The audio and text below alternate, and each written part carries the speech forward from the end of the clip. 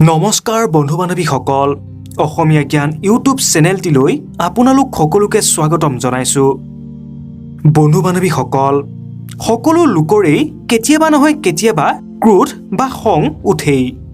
অত্যাধিক আৰু সৰু সৰু কথাত খং কৰা মানুহৰ মনত সঘনাই এই প্ৰশ্নটোৱে আমনি কৰে যে এই অভ্যাসটোক কেনেদৰে আঁতৰাব পাৰি, খংটোক নিয়ন্ত্ৰণ কেনেদৰে কৰিব পাৰি। আজিৰ যুগত অতি সামান্য হৈ পৰা এই প্ৰশ্নটোৰ উত্তৰ স্বয়ং ভগৱান শ্ৰীকৃষ্ণই উল্লেখ কৰি গৈছে। মহাভাৰতৰ এটা প্ৰসংগৰ সন্দৰ্ভত অৰ্জুনে ভগৱান শ্ৰীকৃষ্ণক এই প্ৰশ্নটো সুধিছিল, যাৰ উত্তৰ স্বৰূপে ভগৱান শ্ৰীকৃষ্ণই কৈছিল যে মনুষ্য ভিন ভিন ভাৱনাৰে জড়িত হৈ আছে। কোনো ভাৱনাই ব্যক্তিক প্ৰসন্নতা দিয়ে আৰু কোনো ভাৱনাই অশান্তি।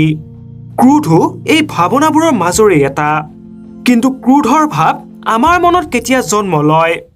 ক্ৰোধ সাধাৰণতে তেতিয়াহে আহে যেতিয়া আমাৰ মনৰ অনুসৰি বা আমাৰ ইচ্ছাৰ অনুসৰি কোনো কাৰ্য হৈ নুঠে।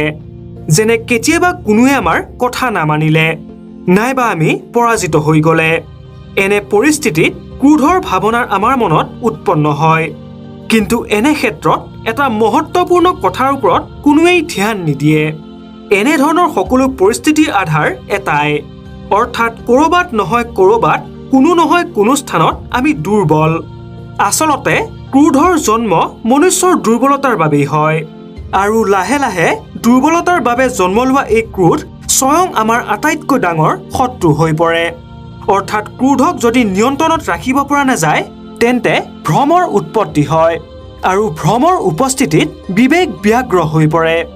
এই ব্যাঘ্ৰতাৰ বাবে মনুষ্যৰ যুক্তি নষ্ট হৈ যায়, তাৰ ভবা আৰু বিচাৰ কৰাৰ শক্তি শূন্য হৈ পৰে, আৰু তৰ্কহীন মনুষ্যৰ পতন হোৱাটো নিশ্চিত। সেইবাবে ক্ৰোধক নিয়ন্ত্ৰণত ৰাখিবলৈ নিজৰ আত্মবল আৰু আত্মসংযমক মজবুত কৰক।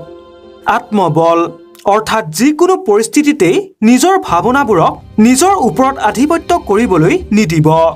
তৎক্ষণাত প্ৰতিক্ৰিয়া দিয়াৰ ঠাইত কিছুক্ষণ মনক শান্ত কৰি ৰাখক আৰু বিচাৰ কৰক।